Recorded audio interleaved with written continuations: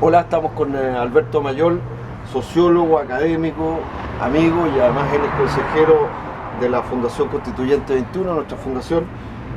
Alberto, tú estás lanzando un libro bien interesante que se llama La nueva mayoría y el fantasma de la concertación. Sí. ¿Cuáles son el eje, el centro de la reflexión de tu libro sobre la nueva mayoría y la vinculación con la concertación? Mira, yo partí trabajando el problema de las reformas antes de que estuvieran diseñadas, básicamente preguntándome políticamente si la nueva mayoría, en su presunto afán de hacer reformas estructurales, iba a tener la voluntad política o iba a tener la capacidad política de hacerla. Cuando estaba trabajando en ello me di cuenta de que aquí había un problema fundamental, que era comprender qué aspectos estructurales habían hecho que la concertación fracasara cuando intentó, también una buena pregunta, hacer el cambio estructural. La cosa es que fracasó, si que lo intentó o no lo intentó realmente y mintió. Que eran las dos cosas, era importante entonces saber qué es lo que significaba. Y nos pusimos a trabajar ahí, tratar de entender este proceso, desprender un poco el espíritu de la concertación, desprender el espíritu de la nueva mayoría, y a partir de eso llegamos a la conclusión en el fondo de que efectivamente el nuevo pacto, que es un pacto politológicamente más débil, es un acuerdo político programático, no un pacto político propiamente tal, un pacto electoral prácticamente, tiene una arquitectura más deficitaria y sin embargo pretenden hacer cosas más estructurales. Por lo tanto, no se ve cómo puede ocurrir eso desde el punto de vista politológico. Tampoco se ve cómo puede ser posible vencer las principales resistencias que tuvo los cambios estructurales que se intentaron hacer antes, que fue la injerencia de los fácticos. Ya ocurrió en la reforma tributaria que los fácticos entraron a escena y lo hicieron además explícitamente. Por lo tanto, no se ve muy probable, pero luego nos analizamos la parte cultural. Y culturalmente la cultura política de la concertación es la cultura política fundamentalmente de un grupo que está muy representado en la democracia cristiana por la parte más conservadora, pero también por un grupo conservador en el Partido Socialista. Transversal. Claro. Que es capaz de permitirse permanentemente la tesis de que los cambios deben ser suficientemente graduales para no alterar el orden, y eso básicamente siempre es transar con la posibilidad de los cambios estructurales y evitarlo. Cuando se habla de reformas estructurales, pero no se toca la Constitución, que tiene un centro que es el Estado subsidiario y que reproduce el modelo neoliberal, ¿es esta alianza respecto de la concertación, la alianza política y social suficiente para hacer un cambio?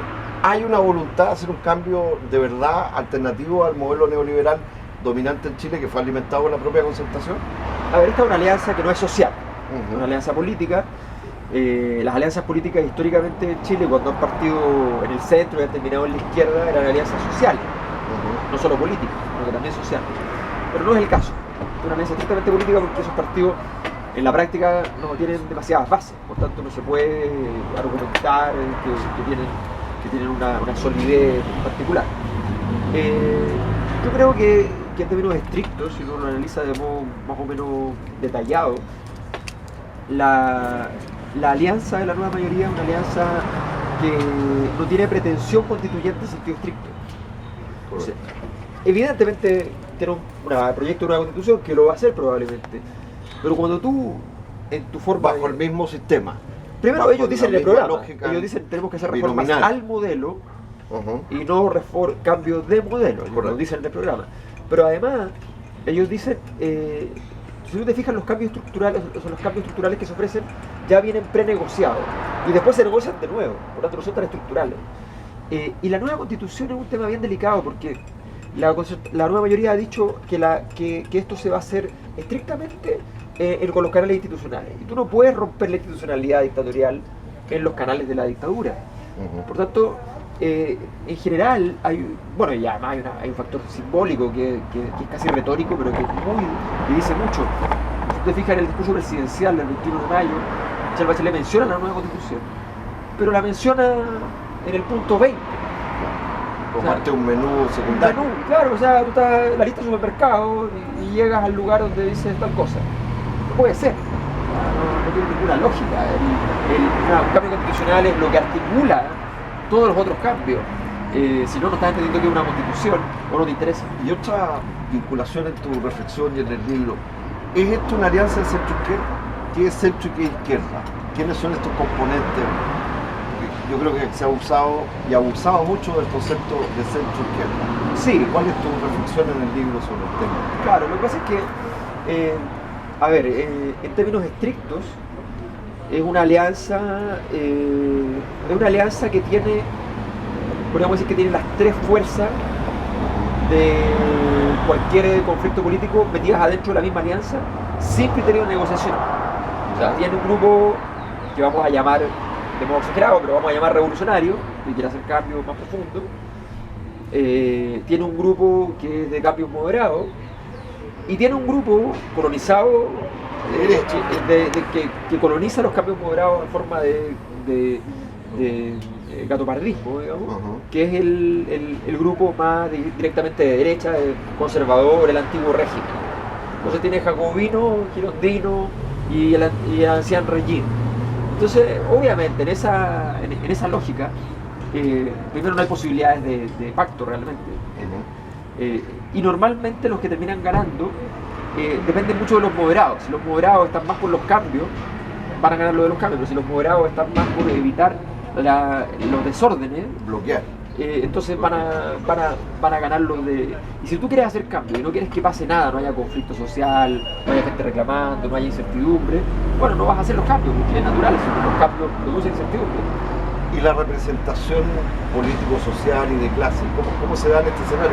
Porque aquí hay muchos movimientos sociales en donde hay un cierto control popular de algunas de las fuerzas que son miembros de la nueva mayoría, pero no real desde el punto de vista del movimiento social. Sí, eso se ha desgastado. ¿Hay alianza o no con los movimientos sociales? Hay alianzas con ciertos sectores sociales, alianzas que no han funcionado bien. De hecho, desde que partió la nueva mayoría, la alianza con la CUT, la alianza con el colegio de profesores, distintos tipos de historias ha ido fracasando y ha ido quedando en evidencia que ese control de ese espacio no ha sido útil para controlar a todos los trabajadores ni para controlar a todos los profesores y por tanto no ha sido fácil para el gobierno. La alianza con el Partido Comunista para controlar el movimiento estudiantil no ha tenido ninguna capacidad de articulación. Sí ha servido para desarticular y desarmar el movimiento estudiantil, para quitarle poder, pero eso no es algo muy distinto a lo que intentaría hacer un gobierno de derecha. No se diferencia en nada. En el fondo esta alianza, los partidos políticos en Chile hoy día, los de izquierda fundamentalmente, funcionan, incluso en la cosa cristiana, funcionan con el imaginario de su antigua historia, que funciona todavía en gran parte de los votantes, que son la mayor parte de la gente que vota, es gente mayor, ¿ya? Y cree que efectivamente hay una vinculación entre el campesinado y la base cristiana, que hay una vinculación estricta entre los sindicatos, los trabajadores, el Partido Socialista, el Partido Comunista, que hay una vinculación entre el funcionario del sistema público y el Partido Radical, digamos, ¿ya? Todo eso, hay una especie de memoria. Correcto. De memoria que tranquiliza al elector, pero que al mismo tiempo implica una tradición permanente, porque eso no acontece, ¿no? Esa representación no existe. Yo creo que hay una impostura, un esfuerzo de mostrar ese vínculo, pero ese vínculo no está.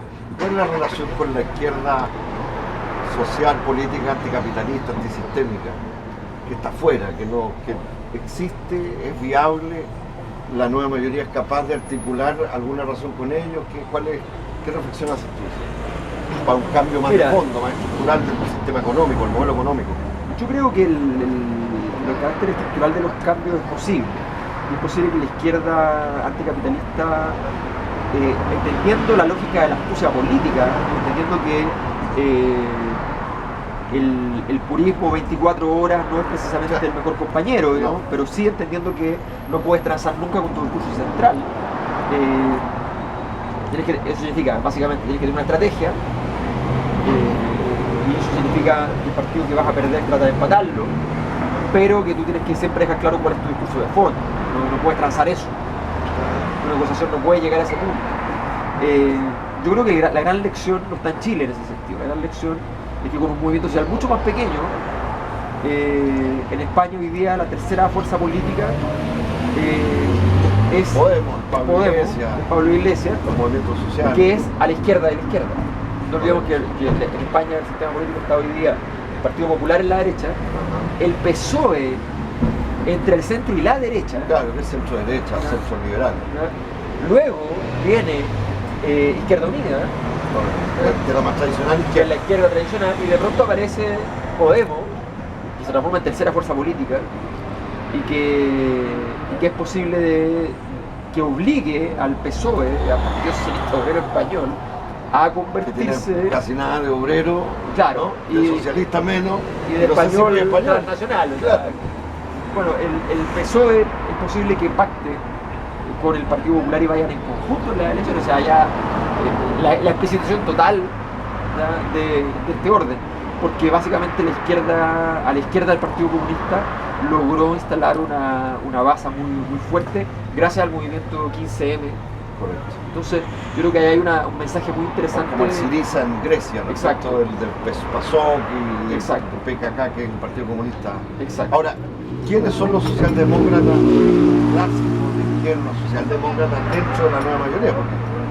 Porque hay algunos que dicen que son socialistas, pero que son socialdemócratas. Incluso yo creo que son más bien socialliberales. ¿Qué rol juega el Partido Comunista? ¿Cuáles son los actores que están vinculados? ¿Cuál es la reflexión que irónicamente, haces tú? los socialdemócratas son el Partido Comunista.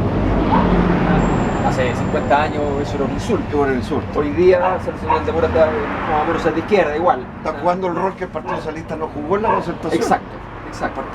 El partido dentro del sistema, pero de reforma social. Exacto. Entonces, de contención de los efectos negativos del capitalismo,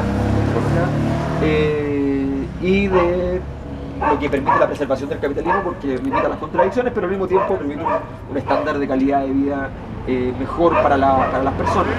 El Partido Comunista es el que estaría representando eso.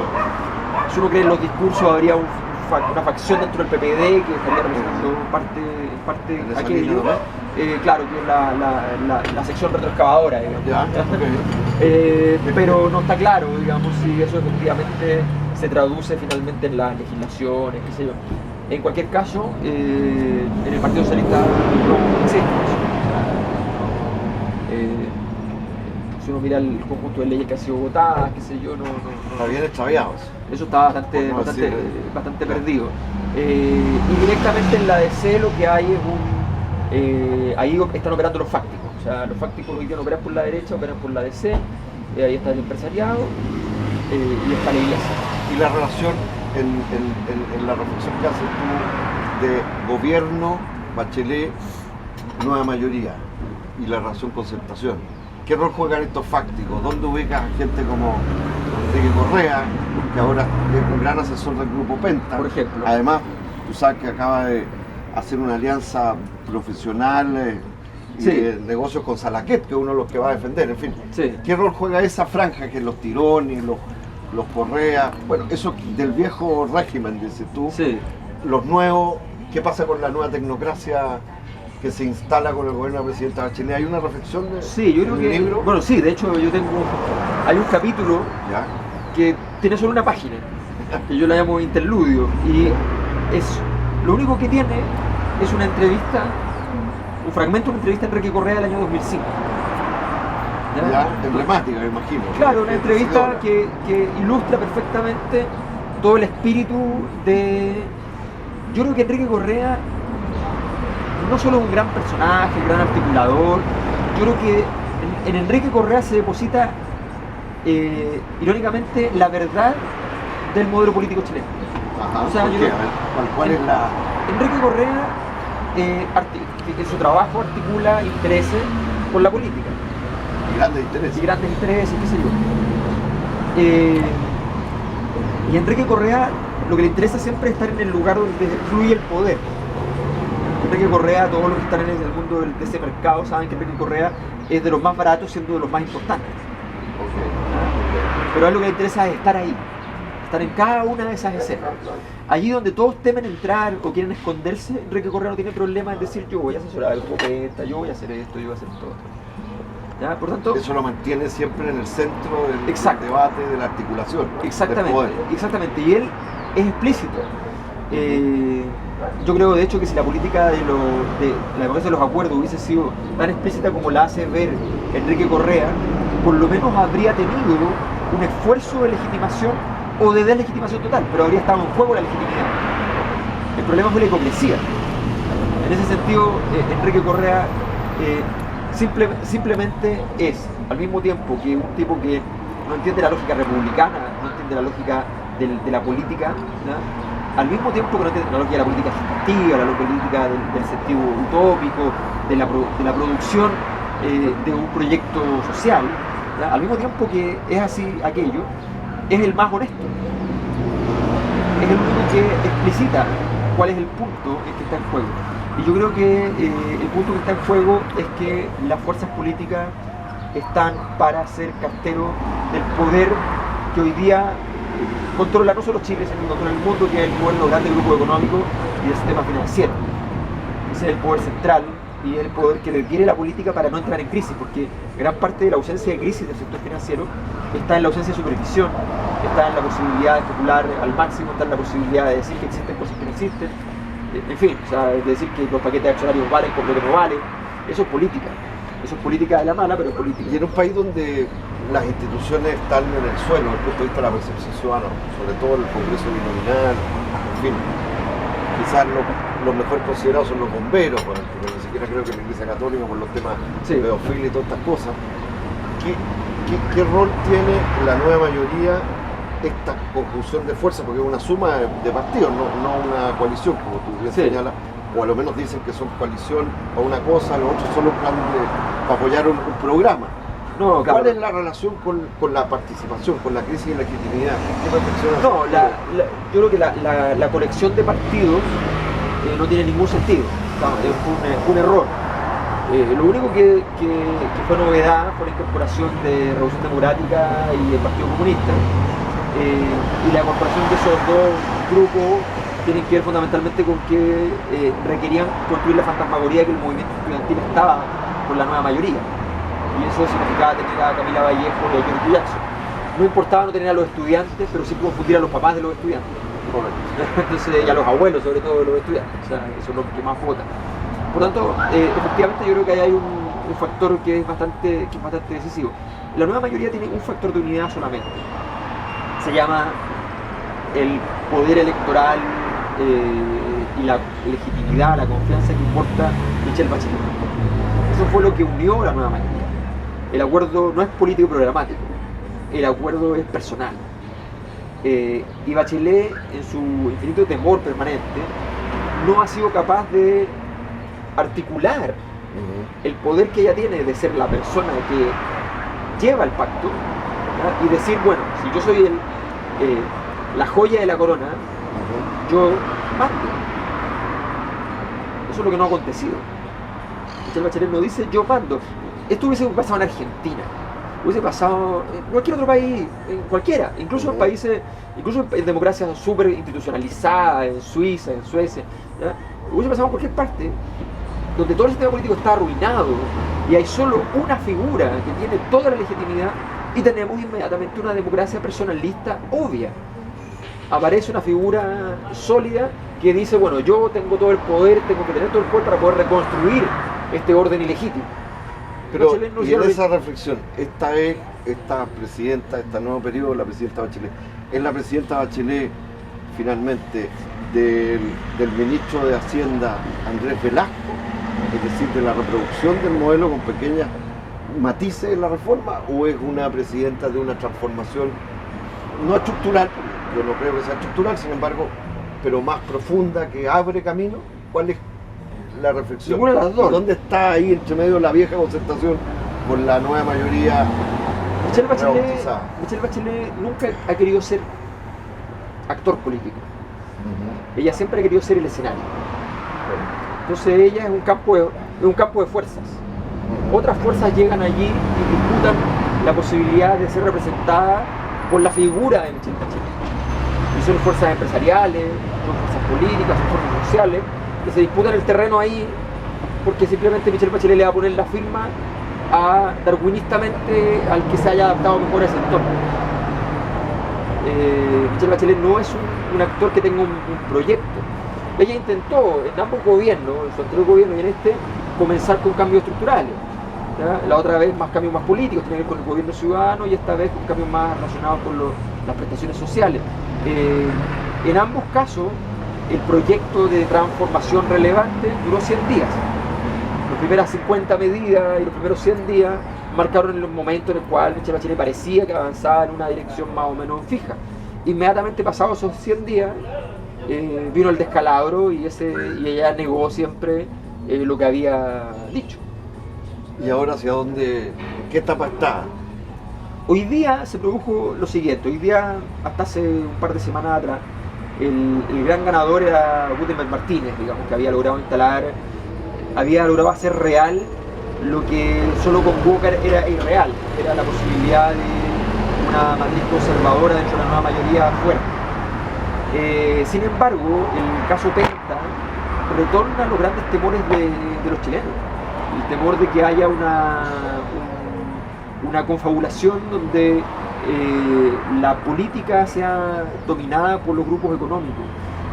Ese temor de grupos económicos que han hecho su rentabilidad, que podrían haber hecho su rentabilidad. Temor que es más que cierto, porque hace tiempo son los que dominan y son dirigen el país. La política son los carteros de los empresarios. Grandes empresas. Bueno, dado ese temor, que era el temor que apareció en 2011, empresas que no operaban competitivamente, que estaban coludidas, que estafaban a la gente, que estafaban a la bolsa y que tenían apoyo político, la farmacia, la Polar. Entonces ahora aparece el grupo Penta, donde se explicita que además hay financiamiento a los políticos, irregular, fuera de la ley, ¿ya? Fuera de los aportes reservados. Fuera de los aportes reservados, que ya una innovación extraña. Bueno, fuera de los aportes reservados, entonces Chile es el único país del mundo que tiene aportes reservados. Entonces legitima que las empresas sean los electores. Exactamente. Bueno, toda esa arquitectura, si tú la miras, revela que en el fondo el proceso de tensión estructural que vive la nueva mayoría, por la cual nació, por el cual tuvo que cerrar la puerta de la concertación y abrir la puerta a la nueva mayoría, sigue siendo relevante. Sigue siendo un proceso estructural donde hay una profunda ilegitimidad de la relación entre empresa y política. Y esa profunda ilegitimidad de los grupos económicos y de los partidos políticos tiene que traducirse en cambios. Y resulta que la nueva mayoría de todo, en el fondo, va a hacer sin hacer esos cambios, con un cambio de nombre, con un cambio de marca. Pero esto no es tarea de publicista, esto es una tarea para la política en el sentido estricto. Tu libro es en ediciones 6. El 6. La nueva mayoría y el fantasma de la concertación. Y desarrolla estos temas centrales. Hay otros temas más que tiene una parte. La primera parte es nueva mayoría, la segunda parte es la concertación, y la tercera parte es economía política, de dar el paso de decir, dado que el análisis político en Chile no se puede hacer solamente desde la política, porque hay una fuerte presencia de los problemas políticos asociados a la influencia del empresariado. Siempre el análisis político tiene que ser de economía política, y por tanto hacemos una tercera parte de economía política que abre el vínculo con el otro libro que estoy trabajando, que es un libro más relacionado con economía política propiamente tal. Que está vinculado con la reflexión sobre el derrumbe del modelo. Es una continuidad de tu libro, de la matriz de tu libro, sí. Derrumbe del modelo. Sí. Bueno, así que ya saben, los invitamos a participar en las actividades de lanzamiento que van a hacer a partir de la Feria del Libro de Santiago, la Feria del Libro de Concepción, ediciones Seibo, la nueva mayoría y el fantasma de la concertación. Así es. De Alberto Mayol. Así que, padre, un millón de gracias. Y dele, porque yo creo que este es un libro que hay que hablar y hay que comentarlo y leerlo, por supuesto. Gracias.